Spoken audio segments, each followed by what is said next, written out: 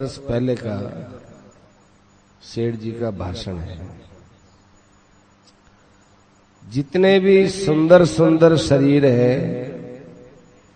इन सब की एक दिन खाक या मिट्टी होने वाली है। आज यदि मृत्यु हो जाए तो आज ही खाक है, और ऐसी खाक होगी कि कोई इसको छुएगा भी नहीं। अपने शरीर का हाड़ मांस है, और जो कुछ भी इसमें सब की भस्मी हो जाएगी, कोई चीज काम नहीं आएगी। इसलिए जब तक इस शरीर की भस्मी न हो जाए तब तक इससे खूब काम ले लेना चाहिए। अभी तो इसको बढ़िया से बढ़िया काम में लिया जा सकता है। बाद में अपने हाथ की बात नहीं है। हजारों बार अपने शरीर की खाक हुई है, इस शरीर की भी होने वाली है। फिर ये शरीर, ये संयोग लाखों रुपया देने पर भी नहीं मिल सकता। बड़ी हैरानगी होती है कि लोगों में कितनी मूर्खता छाई हुई है, इसको काम में नहीं लेते। मरने के बाद इसका कोई दाम भी नहीं बटेगा। घर वाले भी इसको रखेंगे नहीं, जल्दी से जल्दी ले जाने की बात कहेंगे। उस दिन को भूल क्यों जाते हो? उस दिन को तो हरदम याद रखना चाहिए। इसलिए शरीर से खूब काम लेना चाहिए। ये बुद्धिमानी है। आपने एक मोटर भाड़े की ली, उसको भाड़ा दे दिया और लेकर उसको खड़ी रखो, तो क्या बुद्धिमानी है? उसको खूब काम में ले लो। जो उस मोटर को काम नहीं लेता वो मूर्ख है। जैसे आपने कोई खेत लिया, एक साल के लिए ठेके पर लिया, उसमें से जितना धातु निकलता है, सोना हो चांदी हो, एक साल का ठेका लिया हुआ है, और उसमें से जितना धातु निकला जाए, एक साल के बाद तो आपका अधिकार रहेगा नहीं। इसलिए जितना उसमें से सोना निकालो उतना निकालते हैं। बुद्धिमानी है। इसी प्रकार से ये शरीर है, इसे खूब काम ले लेना चाहिए। इसमें भी भगवान का भजन ध्यान सत्संग करना बहुत दामी है। रत्न भी इसके सामने कोई मुकाबले की चीज नहीं है। इसलिए इस शरीर से लाभ उठाना चाहिए। ऐसा लाभ उठाओ कि इसके लिए सदा सुखी हो जाओ।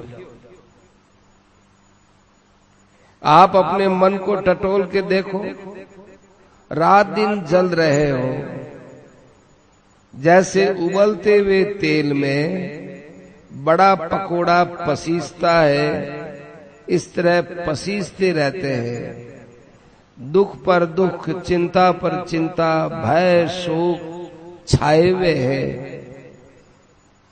क्या इस काम के लिए शरीर मिला है? इन सब दोषों को दूर भगाओ। जब ईश्वर ने हमको बुद्धि विवेक ज्ञान दिया है, तब उससे लाभ उठाना चाहिए। हम महान दुखी हो रहे हैं, इन दुखों का अत्यंत अभाव कर देना चाहिए। इतने दिन दुख पा लिए सो पा लिए, जो बात बीत गई सो बीत गई, उस सबको तो भुलाओ, पर आने वाले दुख का अभाव कर दो। यही आपकी अब बुद्धिमानी है। मनुष्य शरीर में जो परम शांति के लिए मिला है, उसमें दुख क्यों होता है? मूर्खता से, अज्ञानता से। और अज्ञान का नाश होता है ज्ञान से, और ज्ञान होता है शुद्ध अंतःकरण से, और अंतःकरण शुद्ध होता है भगवान का भजन ध्यान करने से। और भजन ध्यान क्या है, इस बात को जानना होता है सत्संग से। इसलिए सत्संग मूल में हमारे लिए बहुत लाभ देने वाला होता है। कायेन मनसा बुद्ध्या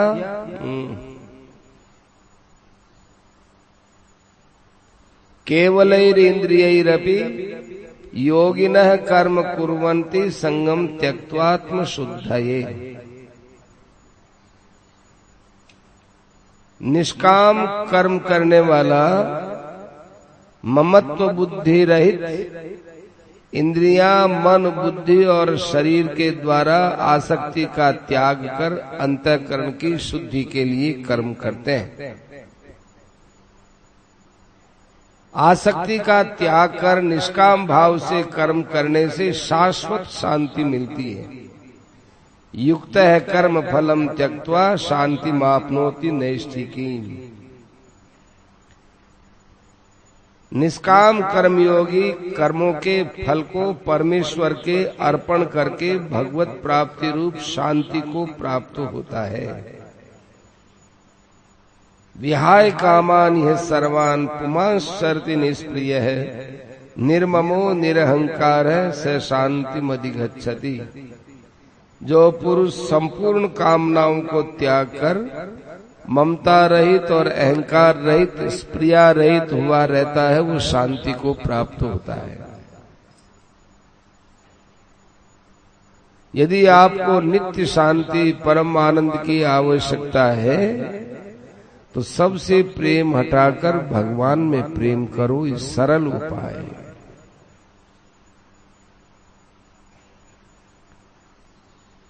सेठ जी के मन में आ गई कीर्तन करने की। कीर्तन किया, फिर कहने लगे जैसे हमने यहाँ कीर्तन की धुन लगाई, इस तरह मरने वाले आदमी के पास कीर्तन की धुन लगानी चाहिए। वह नारायण का ध्यान करता करता मर जाए तो बेड़ा पार है। अंतकाले च मामेव स्मरन् मुक्त्वा कलेवरम। अंत काल में मेरा स्मरण करता हुआ शरीर छोड़ता है तो वो मुझे ही प्राप्त होता है, इसमें संदेह नहीं है।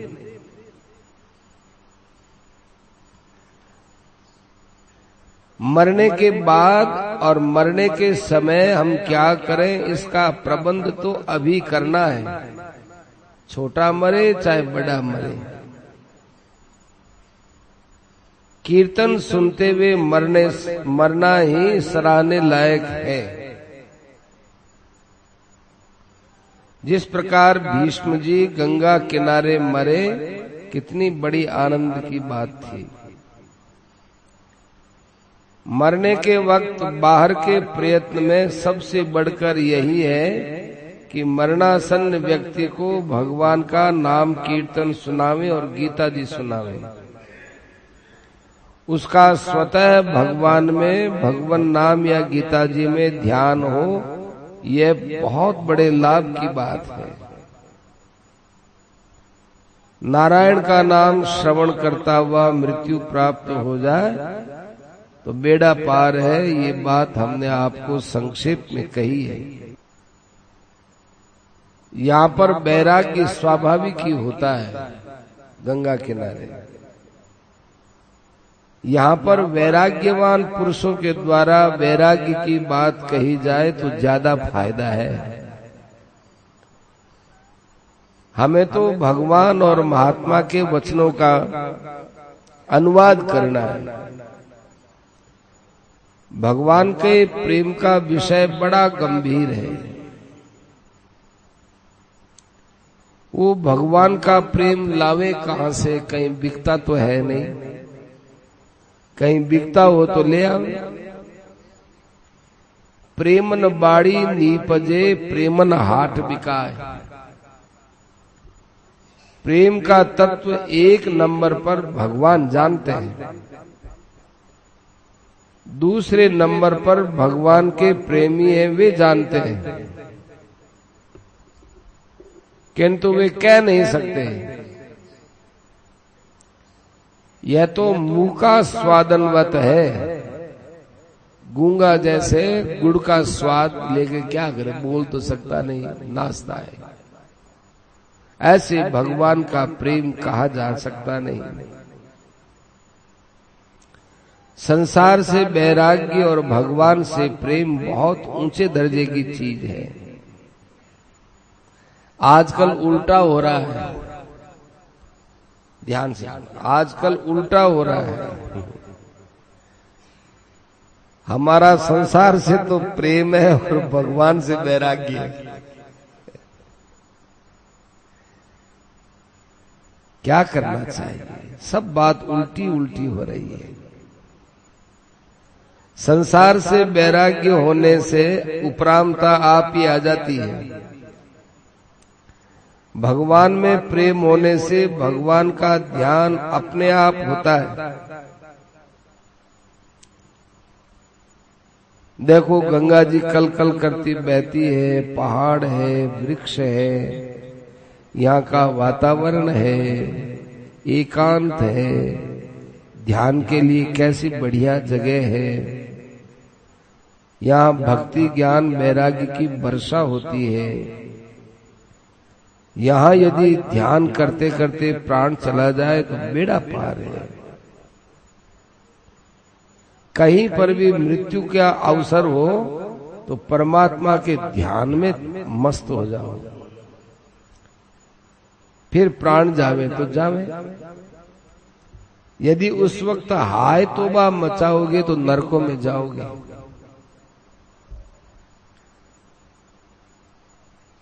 यदि उस वक्त हाय तौबा मचाओगे तो नरकों में जाओगे।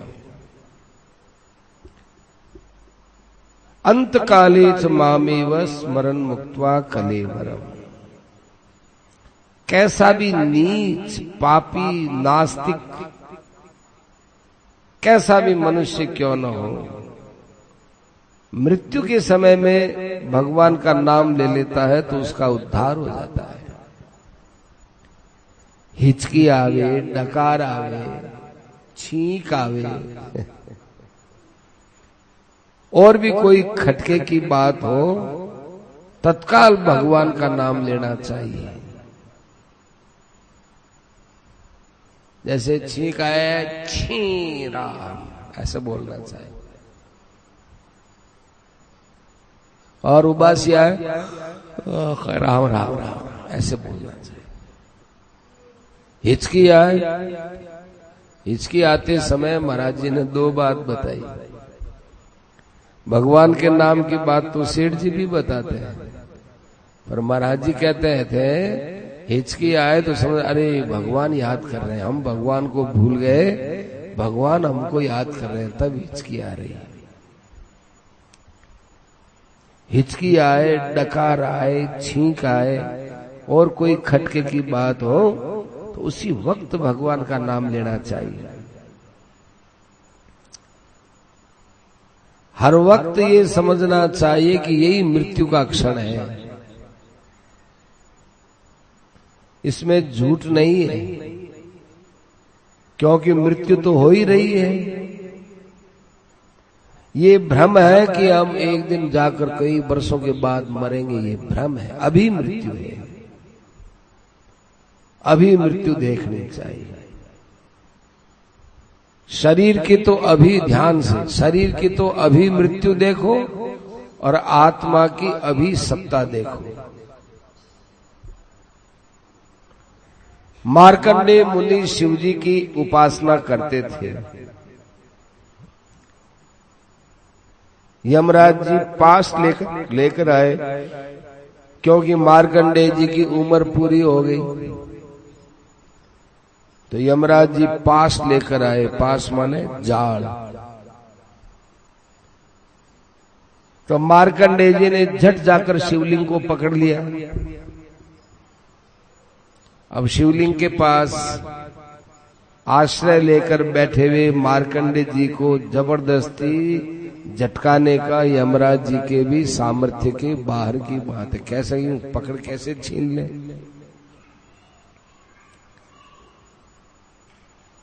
यमराज जी अपना सा मुंह लेकर वापिस चला गया। अपने तो हारे का हरिनाम, हताश होवे तो भगवान का आश्रय ले।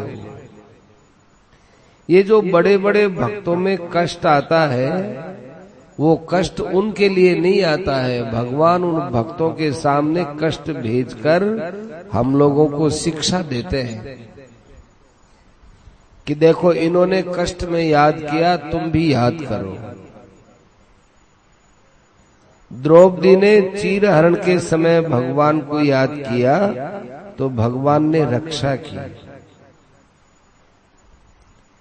कई लोग कहते हैं कि जो भगवान की भक्ति करते हैं उनके सामने कष्ट आते ही क्यों हैं? भगवान भक्तों के सामने जो कष्ट देते हैं वो हम लोगों के लिए भेजते हैं, उन भक्तों की निष्ठा बताने के लिए कि देखो इतना कष्ट आया, निष्ठा देखो। चीरहरण के समय में द्रौपदी वहां अर्जुन को कह सकती थी, भीमसेन को कह सकती थी, बड़े बलवान उसके पति वहां पर मौजूद हैं। और यदि द्रौपदी उस समय में भीम और अर्जुन के पास जाकर खड़ी हो जाती और उनके बीच में जाकर बैठ जाती कि नहीं मेरा चीरहरण नहीं होने दूंगी, तो भीम और अर्जुन क्या द्रौपदी का चीरहरण होते देख सकते थे? कोहराम मच जाता। परंतु भगवान की भक्त होने के कारण द्रौपदी ने ऐसे संकट में पति के सामने रहते हुए भी पतियों को न कहकर भगवान को याद किया। ये हम लोगों को शिक्षा लेनी चाहिए कि जो भगवान को याद रखता है भगवान उसको याद रखते हैं। हर वक्त याद रखता है तो भगवान भी हर वक्त याद रखते हैं। हम तो कहते हैं भगवान के साथ होड़ लगाओ, शर्त लगाओ कि भगवान हम आपको याद रखते हैं, देखें आप हमको कितना याद रखते हो, और हम याद रखते हैं देखें कितना याद रखते हो, कौन हारता है। हर वक्त भगवान को याद रखें, अभ्यास करें, उससे वैराग्य बढ़ेगा और वैराग्य बढ़ेगा तो अभ्यास अपने आप बढ़ेगा। भगवान के नाम का जप हमारे होठों पर नाचते रहना चाहिए। अभ्यास करना आपके हाथ की बात है। जीभ से भी नाम जप करें पर श्वास चलता है उसके साथ नाम लेवे।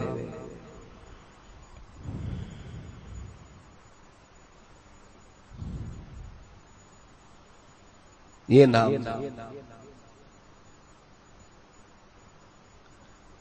श्वास मृत्यु के समय तक चलता है और यदि आपने श्वास के साथ नाम लेना चालू किया तो मृत्यु के समय तक आप नाम लेने के अभ्यासी हो जाएंगे। श्वास के द्वारा नाम जप करना सबसे सुगम उपाय है। वैराग्य हो जाने पर उपरति हो जाती है। संसार से मन का हटना उपरति है। असंग शस्त्रेण दृढ़ेन छित्त्वा, संसार रूपी वृक्ष को काटना क्या है? संसार को भुला देना। भुलाना क्या है? कि अपने मन की वृत्ति संसार में जावे ही नहीं। ऐसी उपरति से बड़ी शांति मिलती है। काया, शिर और ग्रीवा को समान और अचल धारण करना चाहिए। समम काय शिरो ग्रीवम। शरीर के लिए यहां बताया सीधा रखो, गर्दन भी सीधी रखो। ऐसा करने से ध्यान में अपने आप ही दृढ़ता आती है, इसलिए कहा है। संसार का चिंतन करोगे और मरोगे तो संसार में जन्म लेना पड़ेगा। जड़ भरत जी बड़े उच्च कोटि के साधक, बड़े उच्च कोटि का साधन किया करते थे। अंतिम समय में हिरण की स्मृति होगी तो हिरण बन गया। सज्जनों, मृत्यु अचानक आती है। इस बात को याद रख करके संसार से घबराते हुए भगवान को याद करा रहे। अचानक आ जाएगी मृत्यु, अचानक। वैराग्य का एक नशा अलौकिक है। ये मादक नशे की तरह नहीं है कि थोड़ी देर तो चढ़े, थोड़ी देर में उतर जाए। ये नशा बहुत अलौकिक है। इस वैराग्य के नशे का तो जब आपको वैराग्य मिले तभी अनुभव होगा। बातें करने से कोई फायदा नहीं। ये लोग नशा करते हैं, हम कहते हैं उनको कि नशा करो, पर वैराग्य का करो ना। इस नशे से आपको बहुत लाभ होगा। परमात्मा का ध्यान अपने आप ही होगा। श्रीमन नारायण नारायण नारायण।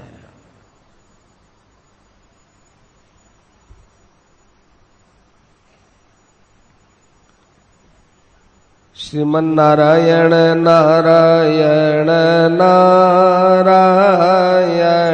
श्रीमन नारायण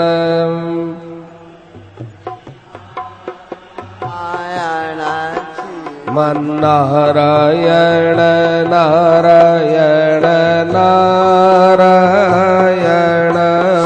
मन नारायण नारायण नारायण श्रीमन नारायण नारायण नारायण मन नारायण नारायण नारायण श्रीमन नारायण नारायण नारायण